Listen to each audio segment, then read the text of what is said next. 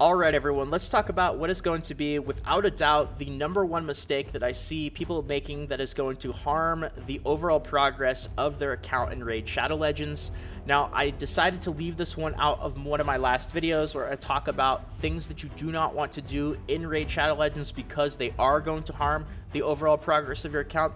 And I believe this topic deserves an entire video talking about it, dedicated, and I'm going to explain the reasoning behind it. And it's also a mistake that I see a lot of people making. It's definitely a mistake that I have made myself, and I see people talking about this in the in-game chat a lot. I've seen pictures and videos sent to me, and what I am talking about, of course, is when it comes to ranking up your champions, people also use other high rarity champions as food in order to get their first 6-star, or because they're impatient and in a hurry.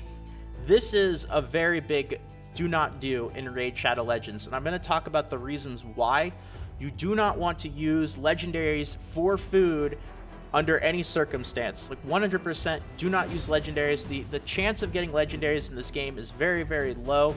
And even the bad ones, that's something that people will say, what about really bad legendaries? What if I don't plan on using it anytime soon? Still, it's not worth it, especially given how Plarium has actually been buffing a lot of champions lately, including a bunch of legendaries that really weren't that good. Dracomorph, as an example, wasn't really that great before the buffs, but now he's one of the best legendaries in the game. So you want to hold on to them in your vault. You want to save them. It is absolutely not worth the energy and the gems that you are going to save using them as food to rank up a champion. And I'll actually get into the numbers behind how much energy and how many gems you are going to save. So I'll give you guys my recommendations for what you should do with the different rarity champions, whether you should use them as experience, food, whether you should hold on to them, and I'll tell you the reasoning behind them. Now, of course, you're welcome to kind of change it a little bit. You know, some people play the game for different reasons. Me, I'm a little bit more of a collection person. That's something that I really, really enjoy about these games, which is why some people might say that my vault is absolutely crazy with the tons of leveled up epics and even rares that I have. And I understand that's not something that is for everybody, but because I enjoy that aspect of collections in these games, this is something that I really like to do. So I'm definitely somebody who is going to vote for saving champions more on the side of using them as food, but I'll still get into the numbers, the reasonings behind it, and also what your options are. So let's get into it. All right, so these are going to be my recommendations for what to do with the different rarity champions. Now, we'll start off with the easy ones. These are going to be your 1-star commons and your 2-star uncommons, or the green border champions.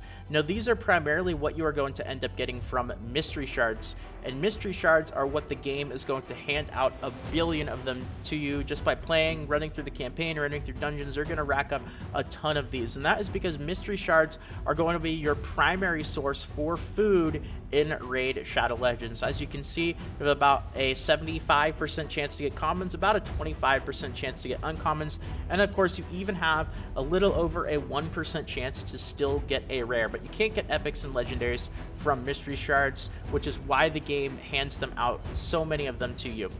So my recommendations for 1-stars, which are going to be the commons, is you can either use them as food, which means you're going to level them up and use them as food to rank up other champions, or you can just use them as experience, because mystery shards also end up giving you a lot of uncommon 2-stars. At about 1 out of every 4 mystery shards giving you a 2-star. If you have a ton of mystery shards, but you are really low on energy, or you are low on gems to refill for energy, if that's kind of your limiting resource, but you have a ton of mystery shards, then I would say skip the step of using commons as food and just go with 2-stars. You can use the 1-star commons at that point just as experience, and that'll actually save you a lot of energy towards using food to get a 6-star, and I'll show you guys all the numbers in just a second. So it's kind of up to you whether you want to use your 1-stars and start using those as food, or whether you want to start off with 2-stars. It really ultimately depends on how much energy you have, how many gems you have to refill, and how many mystery shards you have. So you kind of have to work around which resource you have the least of to figure out whether you want to start off by leveling up 1-stars or whether you want to start off by leveling up 2-stars. Now we get into 3 stars, and this is where you have a couple of different options. Now, you can either use 3 stars as food, and I'll tell you guys and show you the numbers behind how much energy and how many gems you are going to save once you start using the 3-star rares that you pull from things like ancient shards, how much you're going to save by using those as food. Or another option, and this is the one that I personally like more, is to keep at least 1 copy of them.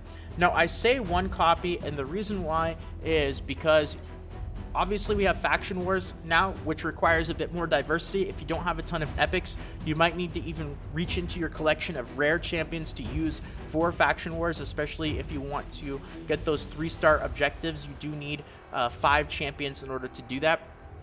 But another reason is for fusions.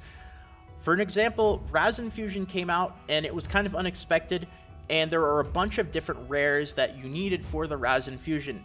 And everybody who was saving 1 rare that they pulled from ancient shards, 1 of each rare, people who were saving those were a lot more prepared and were able to do the Razin Fusion a lot quicker than people who were not saving those rares. So this very well could happen again in the future.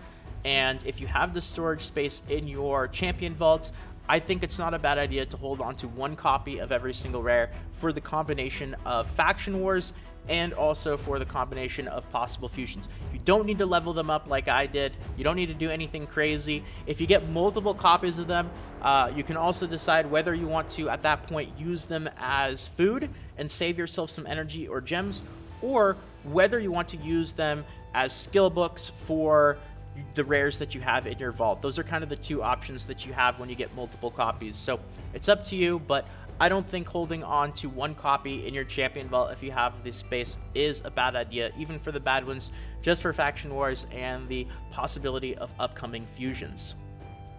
Now we get into epics, and my recommendation is to keep epics. Now, when I say keep, by the way, I'll get into another option. If you get more than 1 copy, you don't have to keep absolutely every single epic that you get. Like if you get several copies of the same epic, you don't have to keep them all, especially considering that champion space and vault space in Raid Shadow Legends is pretty limited. At that point, you can decide whether you want to use it as food and save yourself some energy and gems, or whether you want to use it as a skill book for the copies that you already have if you ever do decide to go back to that champion and use it some more. It's kind of up to you, again, whether you want to be a collection person like me. I always go with the option of using duplicate champions as skill books, just in case for the future if I do decide to use them for Faction Wars, and also just because I enjoy doing it that way more. But if you're somebody who does want to save a little bit of energy and save some gems and use duplicate epics as food, that is fine. I would say though, definitely keep 1 copy of them, even if it is a bad epic. We've had plenty of different champion buffs recently, so you never know what is going to happen. You never know what Plarium is going to do. Maybe they also come out with another fusion, and some of the bad epics that you have will be used for that fusion, so you'll save a lot of time and effort. So Faction Wars, fusions, there's plenty of reasons if you have the champion vault, with the fact that epics really, unless you're a super whale and you're doing tons and tons and tons of pulls, you don't end up getting a whole lot of them. So you might as well hold on to at least 1 copy of them, because you never know what the future is going to bring. And of course, legendaries, do not use these as food. Even if it's a bad one, Dracomorph is one of the best examples I can give. Was really not that great before Plarium buffed Dracomorph, and now it's one of the best champions in the game. That, as well as Faction Wars, it only takes up 1 space. I would absolutely keep any legendary. With how rare that they are to get, I don't think it's worth saving the energy and the gems to use them as food. Now, speaking of energy and gems, let's get into the numbers behind how much energy and how many gems you are going to save if you do decide to use 3-star rares, epics, or even legendaries, which hurts me to even say, if you decide to use those as food.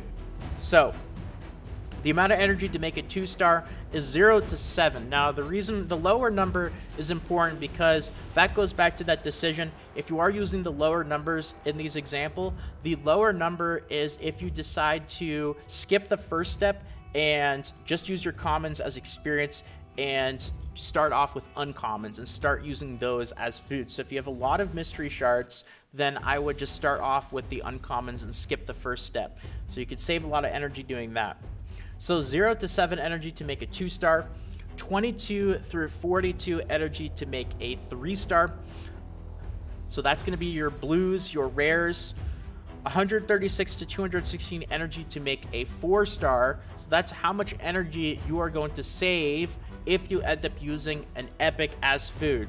Now, that's not really that much. With how rare epics are to get from ancient shards or from a sacred shard, you're only saving about 1 refill worth of energy. So it really seems like the best option is to just hold on to a copy of it for the possibility of having it come to use in the future. Faction wars, fusions, and whatnot. And 798 through 1198 energy to make a 5-star. So that would be if you do, which again hurts me to say, if you use a legendary as food to get a 6-star. So what that turns out to be when you break down the numbers is if you use a 3-star rare as food, it has a value of approximately 7 to 13 gems. Now keep in mind, when it comes to these numbers, an ancient shard is, they call it, what is it, ancient shard? I believe it's around 80 gems. If you go to the shop and we go to gem shop, you can get 11 ancient shards for it, 900 gems. So they're about 80 gems each. So you're mostly going to end up getting rares from ancient shards, and they have a value. If you use them as food, it's going to save you about 7 to 13 gems worth of energy.